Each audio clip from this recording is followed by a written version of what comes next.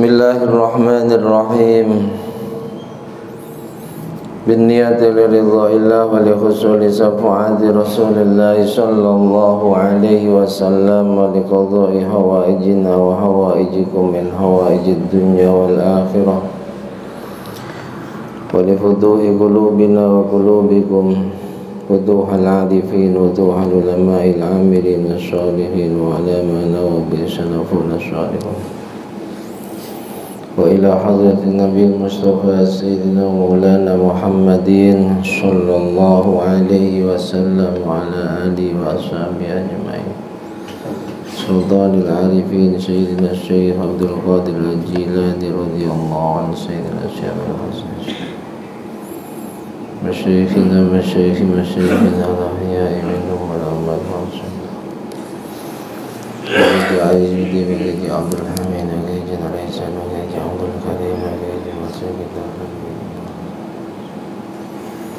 Sayyidi Ahmad Sayyidi Muhammad Arwani Amin Jami' mu'allif al-kutub alladhi ta'allamnaha wa 'allamna Sayyidina Imam Muhammad Syafi'i wa Sayyidi Shihabuddin Ibn Ahmad Hasan al-Asqalani rahimahumullah wa ajarakumullah. Al-Fatiha. A'udzu billahi minasy syaithanir rajim. Bismillahir rahmanir rahim. Alhamdulillahi rabbil alamin arrahmanir rahim maliki yaumiddin.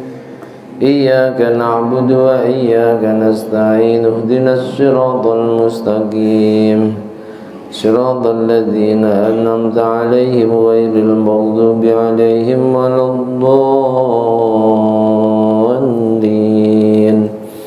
Rabbi ighfirli wa liwalidayya wa lil mu'minina amin. Alhamdulillah.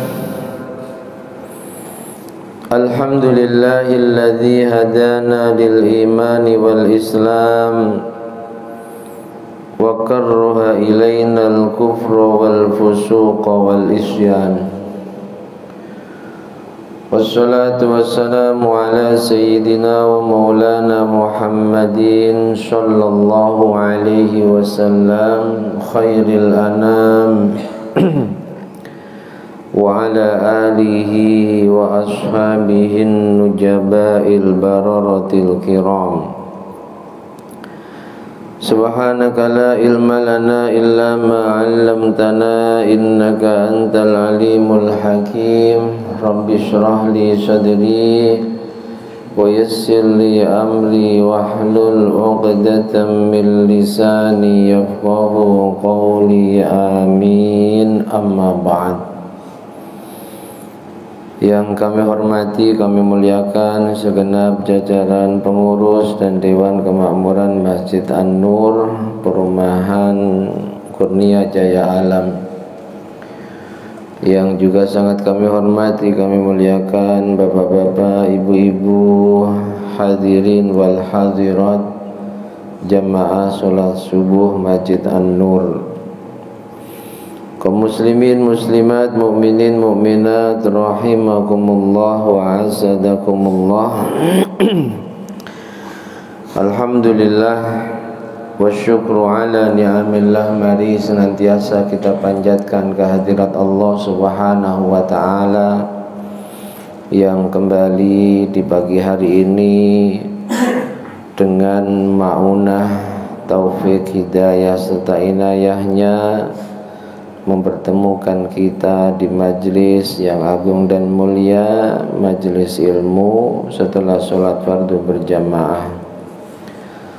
Sholawat dan salam semoga senantiasa tercurah limpahkan kehadiran beliau junjungan alam Nabi Agung Muhammad sallallahu alaihi wasallam dengan ucapan doa Allahumma sholli wa sallim ala sayyidina Muhammad wa ala ali sayyidina Muhammad. Bapak Ibu hadirin hadirat jemaah sekalian yang dirahmati Allah, Kajian rutin kita kitab Nashaihul Ibad pagi hari ini memasuki maqalah yang ke-46. Bismillahirrahmanirrahim. Qala al-muallif rahimahullahu ta'ala wa nafa'ana bihi wa bi ulumihi wa bi asrarihi wa bi anwarihi fid dharain amin. Wal maqalatu sadisatu wal arba'un. Maqalah yang ke-46, nasihat yang ke-46, An Sufyan ibnu Uyainah radhiyallahu ta'ala anhu, datang dari beliau Imam Sufyan ibnu Uyainah. Imam Sufyan ibnu Uyainah ini termasuk salah satu guru besarnya Imamuna Muhammad bin Idris Asy-Syafi'i, ulama generasi tabi'in. Banyak gurunya ini dari golongan para sahabat. Maqalah beliau yang sangat terkenal sehingga ada tradisi manaqib, membacakan biografinya para sholihin yang dilakukan oleh umat Islam. Itu adalah maqalah inda dzikris sholihin, ketika sebuah tempat dibacakan ceritanya orang-orang yang soleh, tanazzalur rahmah, maka sungguh di tempat itu Allah akan turunkan rahmat. Ini makalahnya Al-Imam Sufyan ibnu Uyainah, salah satu gurunya Imam Syafi'i. Qala Imam Sufyan ibnu Uyainah berkata, man ahabballah ahabba man ahabbahullah. Barang siapa yang mencintai Allah, maka ia akan mencintai orang-orang yang dicintai oleh Allah. Siapa mereka? Minal ulama wassolihin, yakni para ulama selaku pewarisnya Rasulullah, ilmunya Rasulullah, ajarannya Rasulullah bisa sampai ke umat ila yaumil qiyamah. Ini lewatnya para ulama. Siapa lagi yang dicintai oleh Rasulullah? Sholihin, hamba-hamba Allah yang soleh. Hamba Allah yang soleh itu hamba yang bisa menunaikan hak-haknya Allah dan juga bisa menunaikan hak-haknya manusia. Mereka yang dengan Allah hubungannya juga baik, diperintah sholat, diperintah puasa Ramadan, diperintah apapun oleh Allah dikerjakan, larangannya ditinggalkan, juga hubungannya dengan manusia lain baik. Itu soleh. Karena ada orang yang hubungannya dengan Allah luar biasa, sholat malam gak pernah ditinggal, puasa sunnah gak pernah ditinggal, ngaji Quran gak pernah ditinggal, jamaah selalu aktif dan berada di shaf yang terdepan. Tapi dia dengan sesama manusia hubungannya tidak baik, tidak bisa disebut soleh. Atau sebaliknya, ahli sedekah dengan siapapun tidak punya masalah. Banyak orang-orang di sekitarnya yang merasakan kebaikannya, tapi enggak sholat. Saat Ramadan nggak mau puasa Ramadan, juga bukan tergolong hamba Allah yang soleh. Ketika seorang hamba benar-benar bisa menjaga hubungan baiknya dengan Allah dan juga dengan sesama manusia, bahkan dengan seluruh makhluk ciptaannya Allah meskipun bukan manusia, itulah hamba-hamba Allah yang soleh. Selamat. Tapi selamat untuk dirinya sendiri kalau hamba Allah yang soleh itu. Maka ada istilah soleh, yaitu tadi dia nggak punya problem dengan siapapun, dengan Allah pun juga nggak pernah problem. Tapi dia nggak pernah menjadikan orang selain dia itu baik. Itu namanya soleh. Ada istilah muslih. Kecuali dirinya baik, dia bisa mengajak orang lain yang belum baik menjadi baik. Orang yang mungkin belum bisa menjaga sholatnya, lalu dia dekati, lalu dia beri nasihat. Ketika orang yang belum mau sholat, dia ajarin sholat, akhirnya sholat. Nah, ini bukan hanya sekedar sholat, tapi muslih,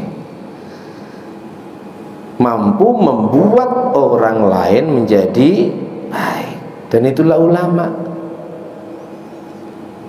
Ulama-ulama kita yang diceritakan setiap majelisnya hampir ribuan orang, andil 50% dari 1000 yang hadir itu punya masa lalu ahli mabuk menjadi baik, ahli meninggalkan sholat menjadi orang yang ahli sholat.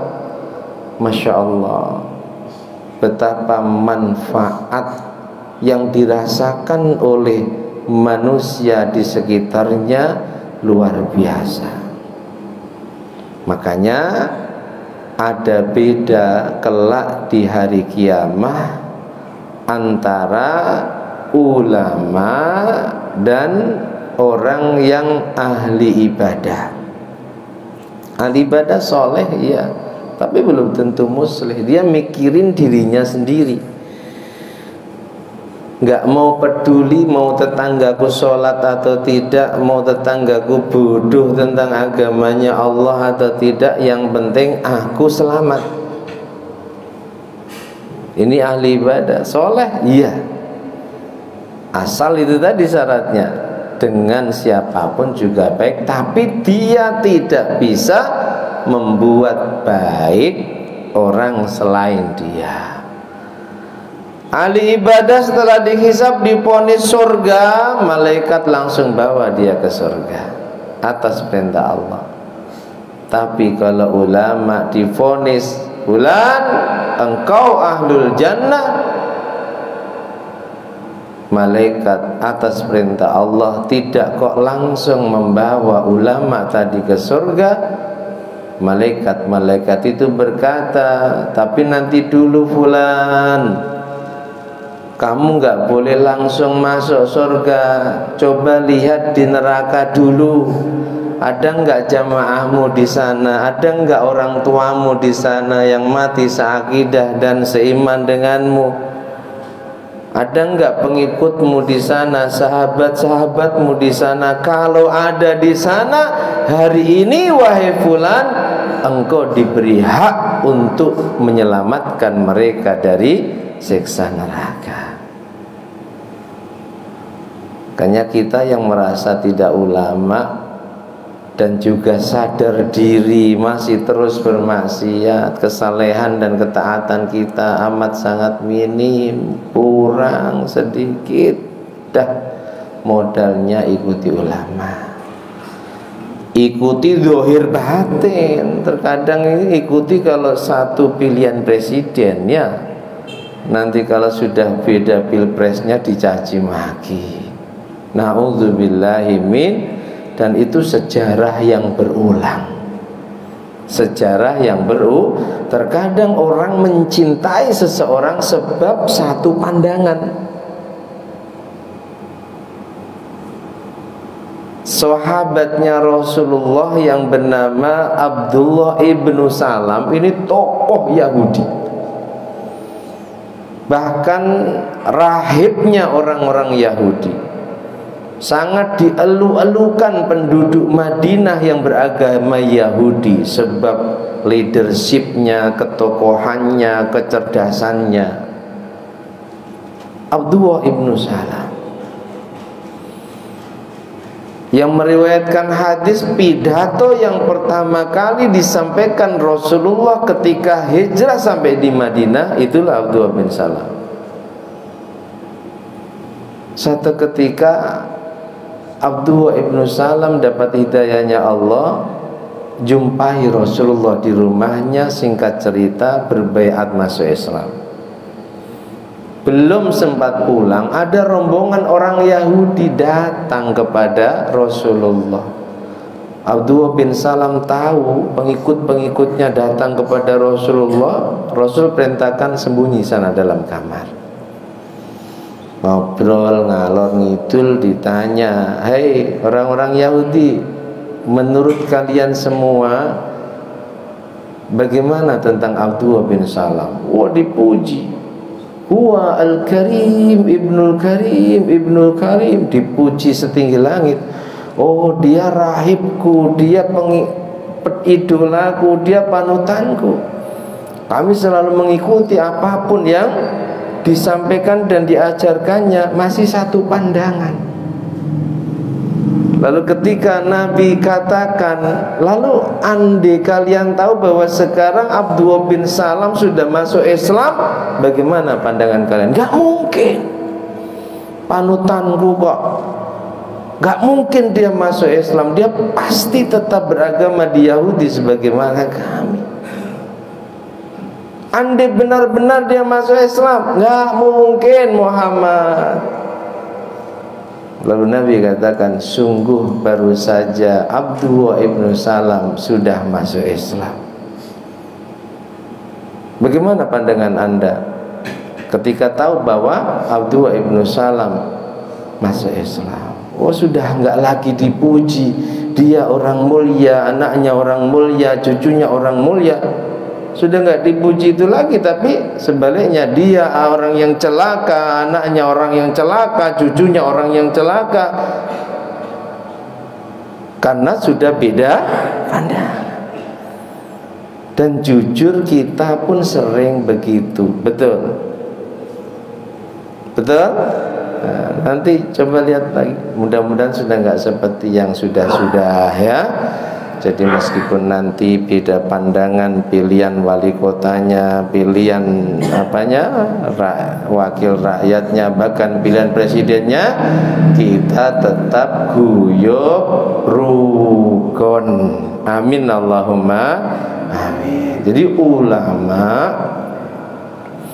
itu termasuk orang yang kelak di hari kiamat dapat izin mensyafaati manusia lain yang sudah divonis masuk neraka, bahkan sudah merasakan siksa neraka.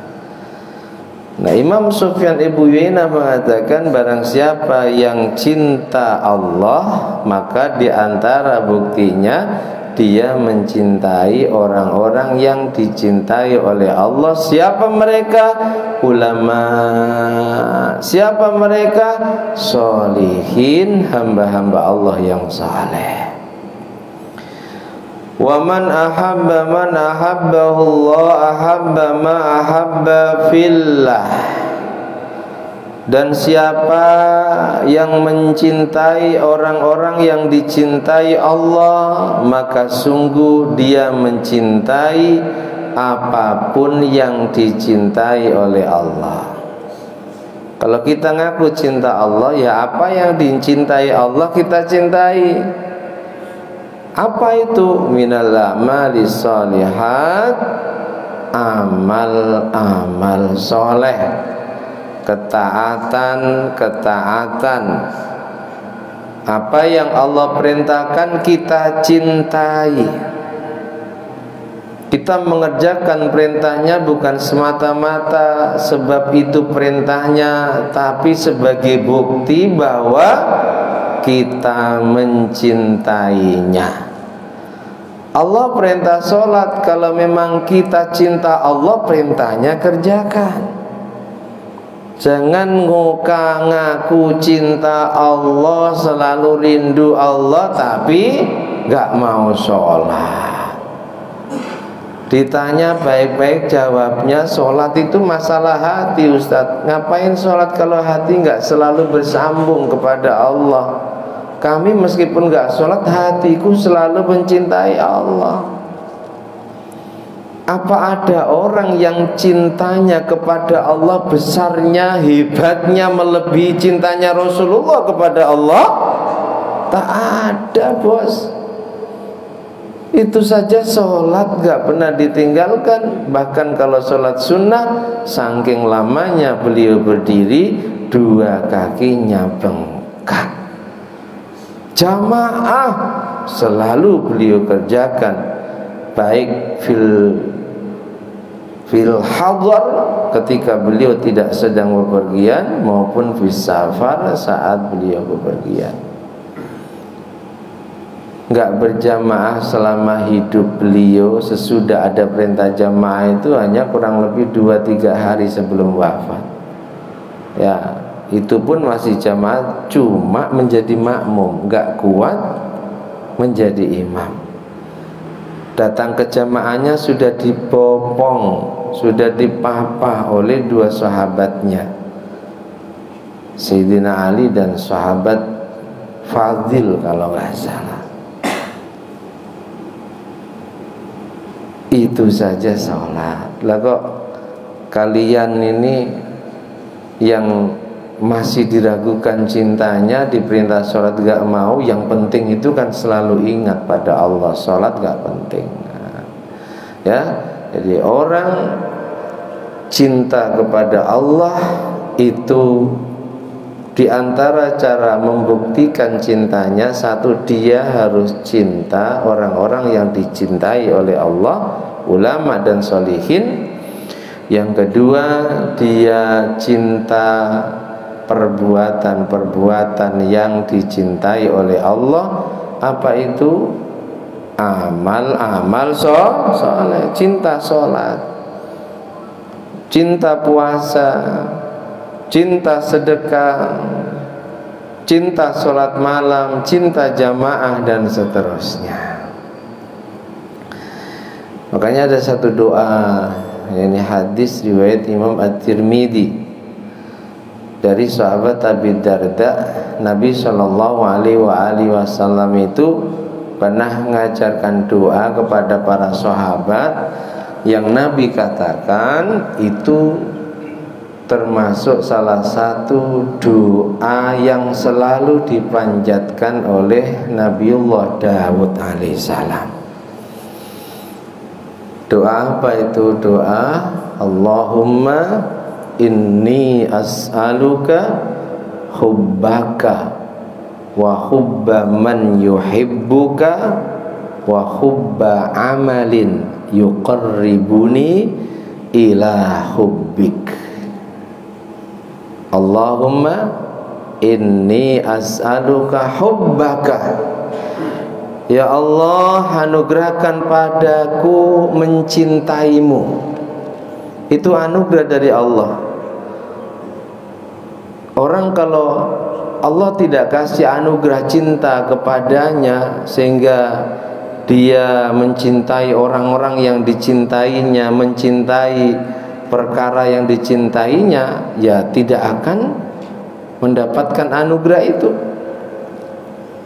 Dia akan benci kepada para ulama, benci kepada sholihin, dan dia juga akan benci, tidak ada semangat untuk melakukan ketaatan yang Allah perintahkan.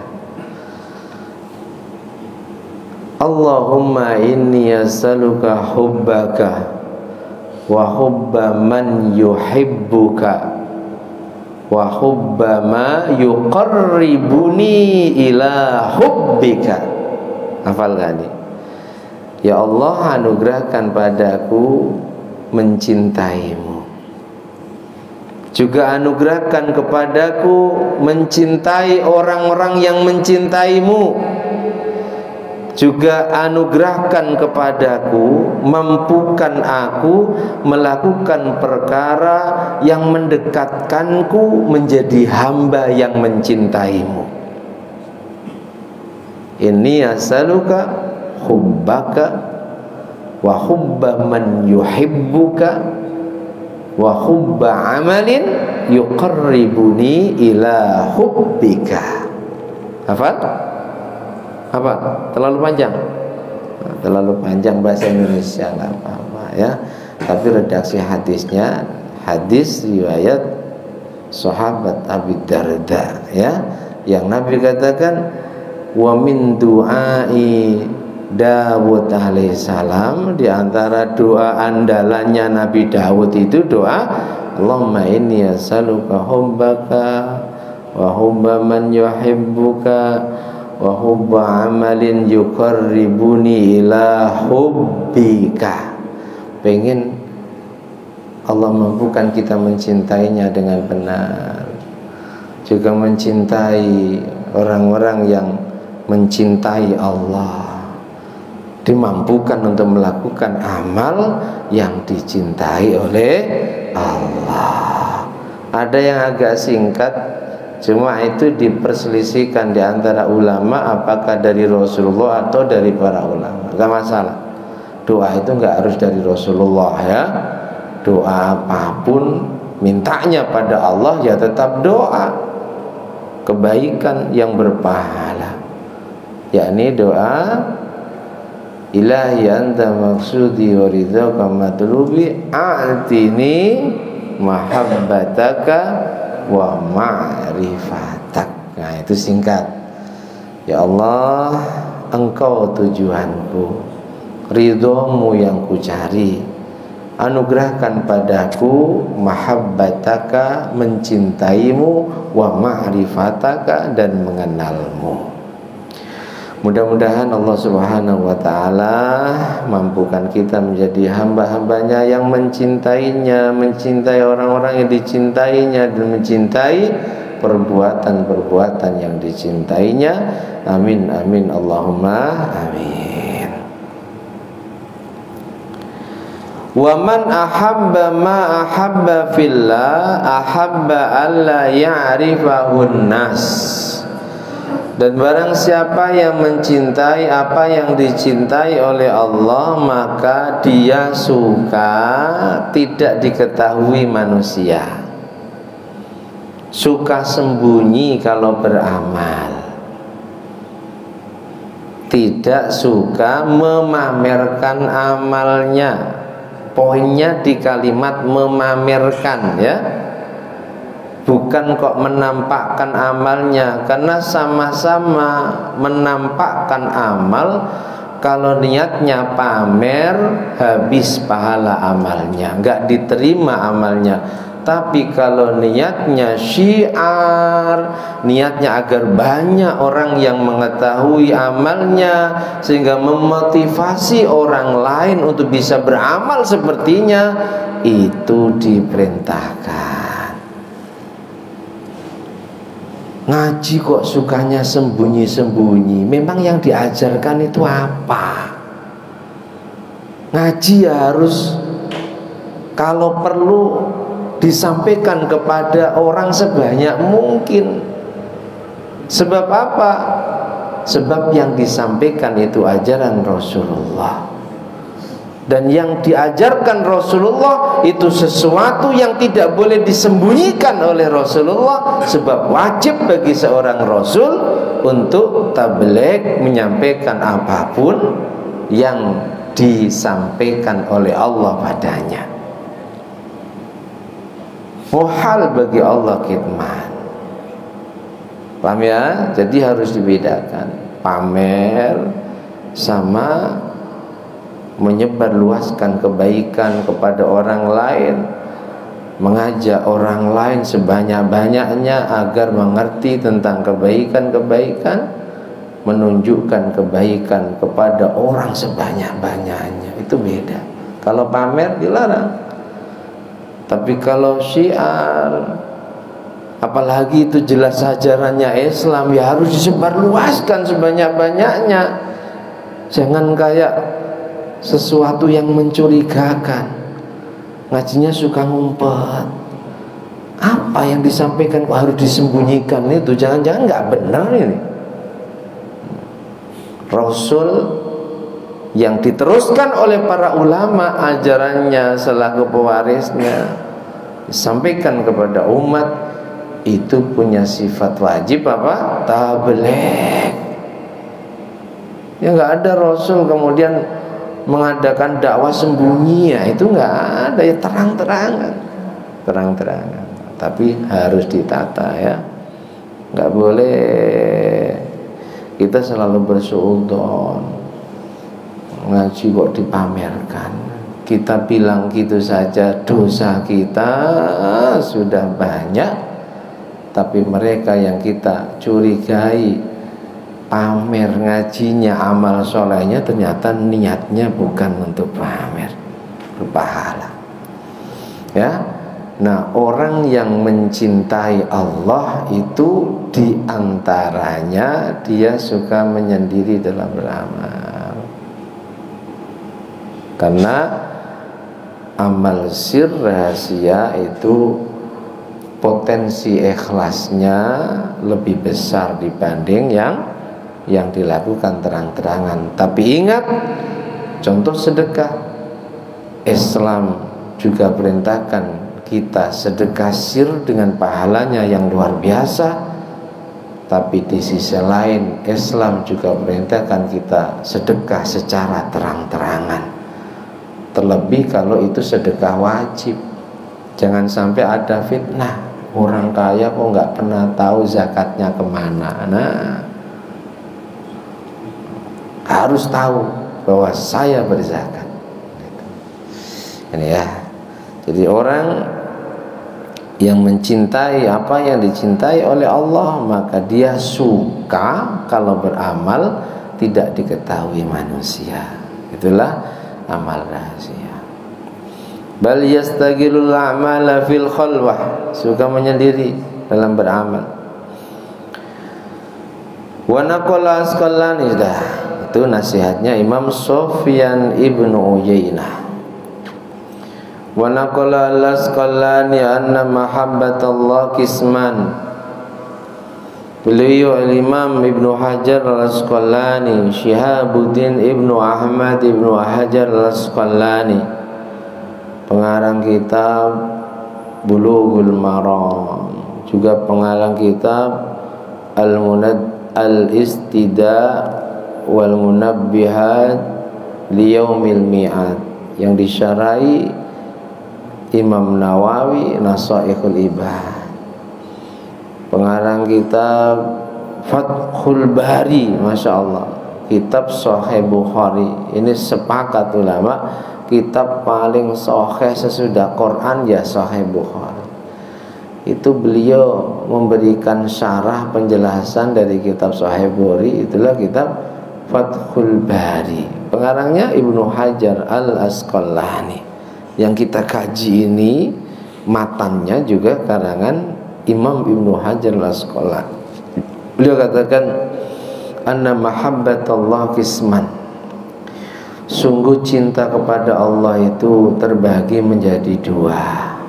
Jadi berapa? Dua. Fardun, yang pertama wajib,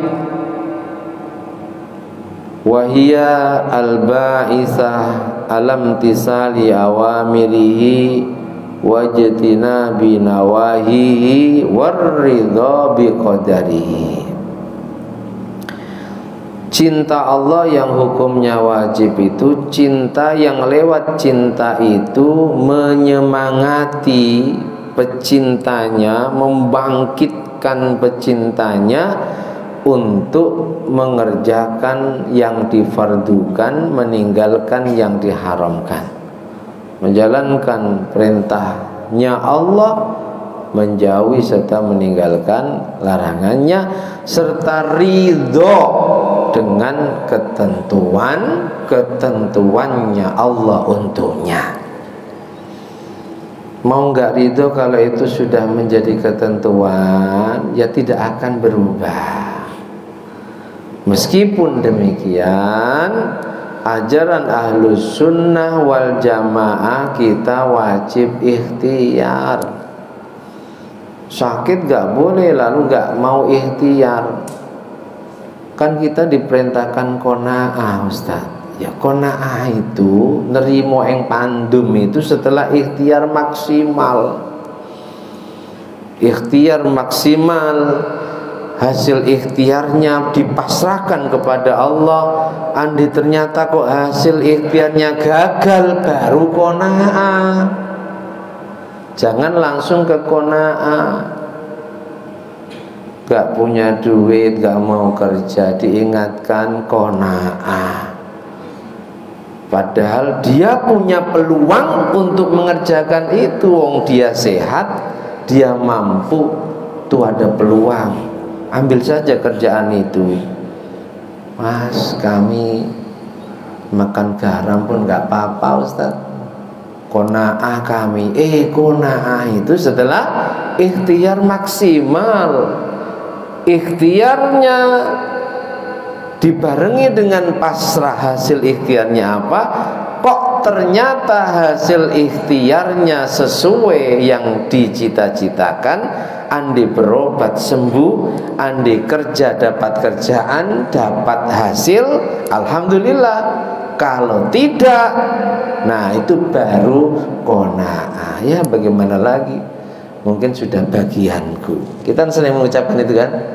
Mungkin ini sudah bagianku. Itu setelah ikhtiar maksimal. Motor sengaja diparkir di halaman padahal tahu musim maling. Sudah nggak ada CCTV, nggak dikunci, kemudian dicuri maling. Nggak boleh kita mengucapkan mungkin ini sudah bagianku, bukan rizkiku. Nggak boleh, karena nggak ada Nabi saja mau masuk masjid, ontanya diikat. Dengan segala kemukjizatannya, memberikan contoh kepada kita bahwa kita nggak boleh langsung pasrah kepada Allah, harus ada ikhtiar. Nih, jadi cinta pada Allah yang wajib itu cinta yang lewat cinta itu membuat kita lebih semangat untuk menjalankan perintah, menjauhi larangan, serta ridho dengan ketentuan-ketentuannya Allah. Yang ketentuan-ketentuannya Allah itu ribuan tahun sebelum Allah ciptakan alam semesta, ditulis di papan yang sangat besar, sangat lebar, yang Nabi mendeskripsikan papan itu lebarnya bumi langit dikalikan 7. Setelah tertulis semua yang akan terjadi di alam semesta, digantungkan papan itu di arasnya Allah. Itulah yang sering kita dengar, lauh mahfud. Lauh artinya papan, mahfud yang terjaga. Di papan besar dan lebar itulah apapun, sampai daun kering yang tinggal jatuhnya kapan, tertulis di situ.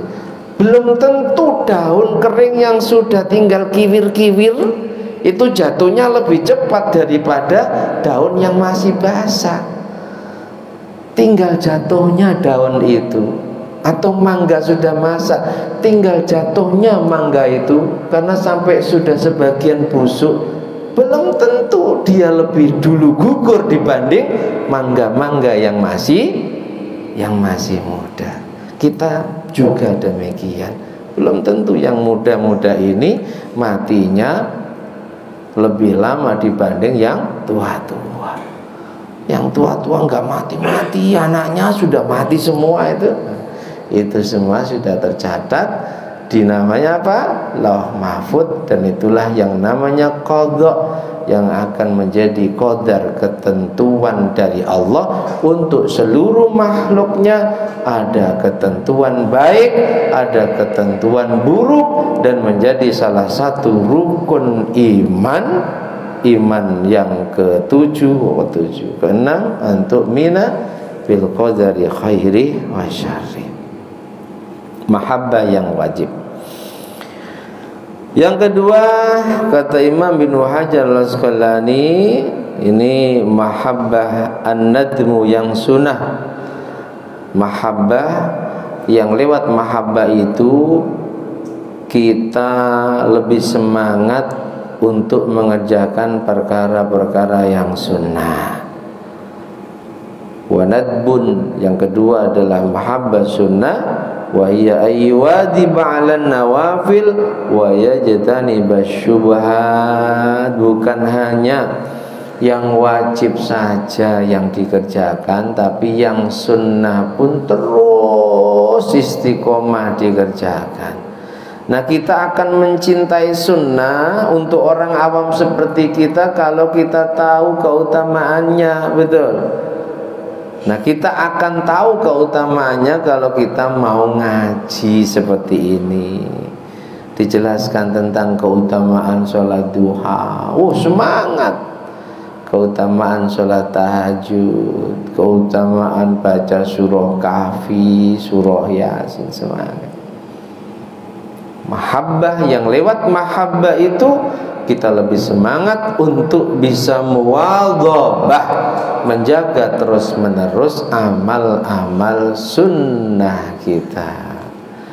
Kalau ada seorang hamba mendekatkan dirinya kepada Allah lewat maksimal menjalankan perintah yang sangat dicintai oleh Allah, yakni perkara fardu, lalu kecuali perkara yang fardu dia terus menerus meningkatkannya dengan selalu menjalankan perkara sunnah, maka sungguh aku sangat mencintainya, kata Allah, hadis qudsi.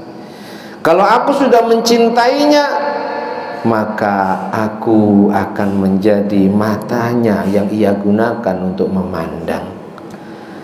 Aku menjadi lesannya yang ia gunakan untuk bicara. Aku menjadi kedua tangannya, aku menjadi kedua kakinya. Ini orang-orang yang benar-benar dicintai oleh Allah. Allah sangat mencintainya karena dia maksimal membuktikan cintanya kepada Allah lewat mengerjakan yang difardukan, lalu ditambah dengan terus menerus mengerjakan yang disunnahkan. Akan menjadi kekasih Allah. Kalau sudah Allah cintai, aku menjadi matanya, aku menjadi pendengarannya. Sehingga ya karena pendengarannya Allah nggak perlu kaget kalau ada cerita Umar ibnul Khattab khutbah di Madinah saat pasukan muslim perang di Tabuk. Jarak Tabuk Madinah 600 km lebih. Di tengah khutbah mengomando perang. Semua pasukan muslim dengar dengan jelas bagaimana Amirul Mukminin mengomando perang mereka. Awas, di belakang gunung ada musuh kalian, hati-hati. Dan pulang dari perang semua memberikan kesaksian, bercerita. Yang pulang perang bercerita bahwa di hari itu Amirul Mukminin mengomando perang kita. Yang sedang di Masjid Nabawi juga bercerita, di hari itu di waktu yang sama kok tiba-tiba di tengah ceramah Amirul Mukminin seperti mengomando perang kalian. Karena telinganya Allah. Jadi meskipun ratusan kilometer ya dengar. Matanya mata Allah, meskipun ribuan kilometer ya seperti di depan mata. Nah, itu tajallinya Allah kepada sebagian makhluknya. Paham ya? Nah kita ini kan yang wajib saja masih sering aras-arasan. Yang sunnah biasanya semangat kalau baru selesai ngaji. Semangat duhanya. Kemarin baru ngaji tentang duha. Duha marai suge katanya. Duha bisa jadi pesugihan kita. Semangat. Kalau bicara kaya pokoknya semangat. Waqiah kaya semangat. Salah? Enggak. Memang Nabi jelaskan kok itu, bahwa orang Islam itu punya pesugihan juga kok. Tapi pesugihannya bukan kok ke Gunung Kemukus ya Pak Ono ya. Punya pengalaman Pak Ono. Bukan ngambil tuyul, tapi pesugihan orang Islam apa? Waqiah tiap malam, duha tiap hari. Mudah-mudahan dimampukan untuk istiqomah, membuktikan cinta kita kepada Allah dengan terus-menerus melakukan hal-hal yang disunnahkannya. Amin amin Allahumma amin. Wa qala Siddiq, Abu Bakar As-Siddiq mengatakan, man daqa min halisi mahabbatillah, kalau orang itu sudah merasakan nikmatnya menyendiri dengan Allah, ya, cintanya kepada Allah itu murni, maka sagulau dzalika antolabid dunya, sudah enggak tertarik dengan dunia. Ya cari dunia sekedarnya saja, sekiranya 100.000 cukup, ya sudah, enggak mau cari yang lebih dari itu, terus sibuk dengan Allah. Tapi ajaran seperti ini dikritik habis oleh ulama ahli fikih. Enggak boleh begitu. Itu kalau semua umat Islam mengamalkan itu bahaya kita. Masjid gak akan bisa terbangun dengan megahnya.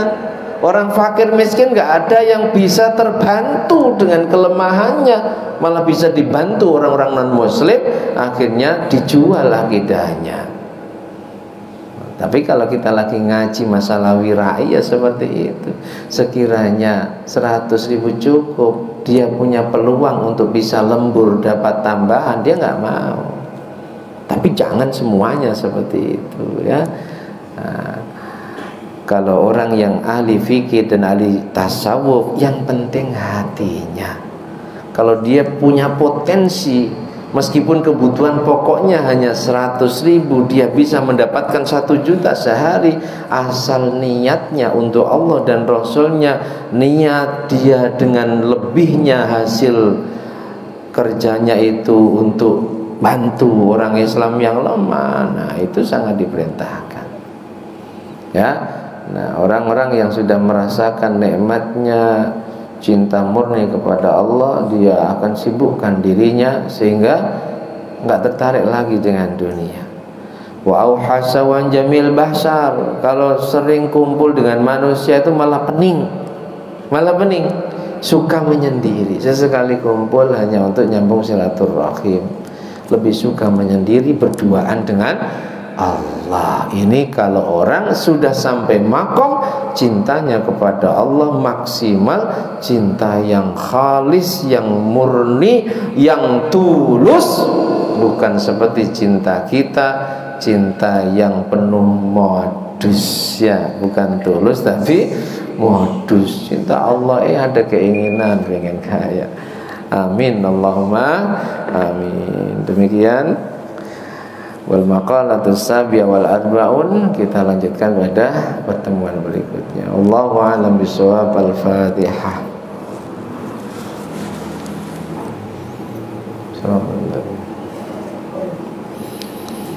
Bismillahirrahmanirrahim. Alhamdulillahi rabbil alamin. Allahumma salli wa sallim ala sayyidina Muhammad wa ali sayyidina Muhammad. Ij'al ya Allah jama'ana hadha jam'an marhumah, waj'al tafarruqana min ba'dihi tafarruqan ma'sumah. Allahumma anfa'na ma 'allamtana wa 'allimna ma yanfa'una wa zidna ilman nafi'a wa amalan salihah. Allahumma arinal haqqa haqqa warzuqna ittiba'ah wa arinal batila batila arzuqna ijtinaba. Ij'alna min ahlil istiqamah ij'alna ya Allah min ahlil istiqamah warzuqna husnal khatimah Allahumma wasi' alina rizqana wa adib alina khalquka birahmatika ya arhamar rahimin. Jazallahu anna sayyidana Muhammadan ma huwa ahluhu alhamdulillahi rabbil alamin.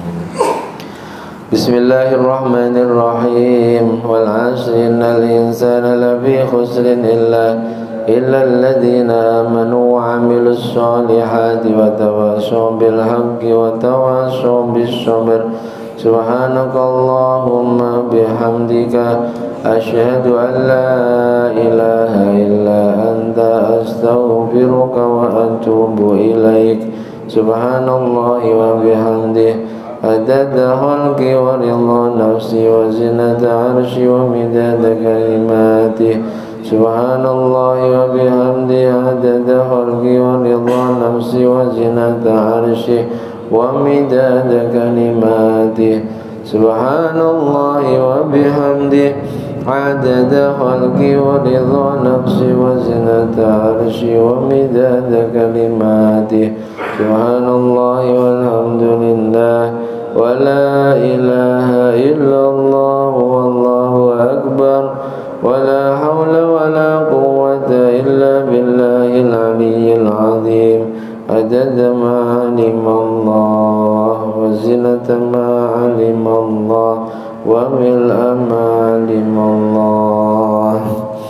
Demikian, ada kurang dan lebihnya mohon maaf. Akhirul kalam wallahul muwaffiq ila aqwamit thoriq wal 'afwu minkum.